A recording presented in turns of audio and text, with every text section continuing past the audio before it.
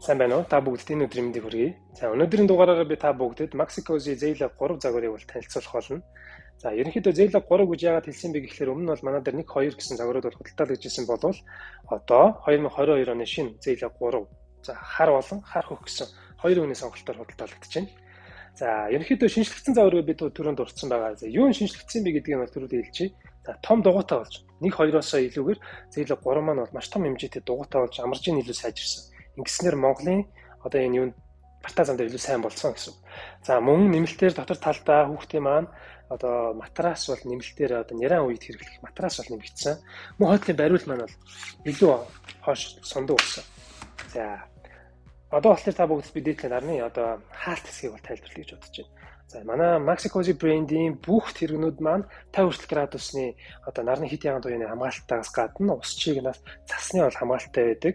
За Zilog 3 маань мөн энэ бүх юуг бол агуулсан материал маш сайтай материал нь шинжлэгдсэн байгаа гэдгийг бас дуулах таатай.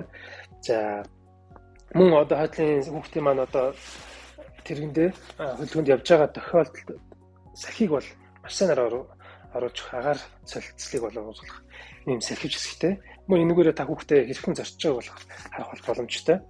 Zilog 3 загвар маань дотроо юм няраа үед ашиглах ийм зузаанд гоцтой нэмэлт одоо зөөлөвч хэсэгтэй болж гисэн байгаа. Тэр маань уул нь бол өөрөө маш зөөлхөн тав тухтай тэрэг байдаг. Гэхдээ нэмэлтээр тийм зөөлөвч хэсэгтэй болж гисэн. За 6 сартаас дээш хүүхдүүд хэрхэн одоо энэ хүүд хэрэгжих юм бэ гэхлээр за ерөөдөө одоо бид бүгд харуулъя. За тэр маань 3 хэмд дээш доош болдог.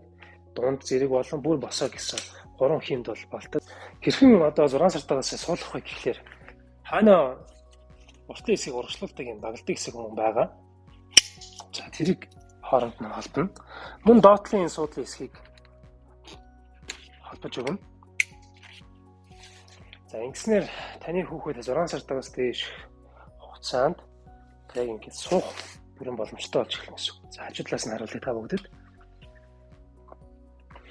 За одоо болохоор та бүгдэд уртлын бас мөн хүүхдээ суулгахад тийм ээ одоо суух боломжтой болсон.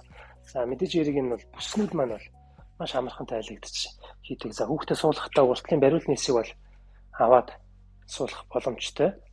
За хоёр талаараа хоёулан гар нь бас салдаг. За мөн энэ бүсний хэсэг бол гурвалсан давхар бүс одоо төгжээтэй байдаг. Ингээд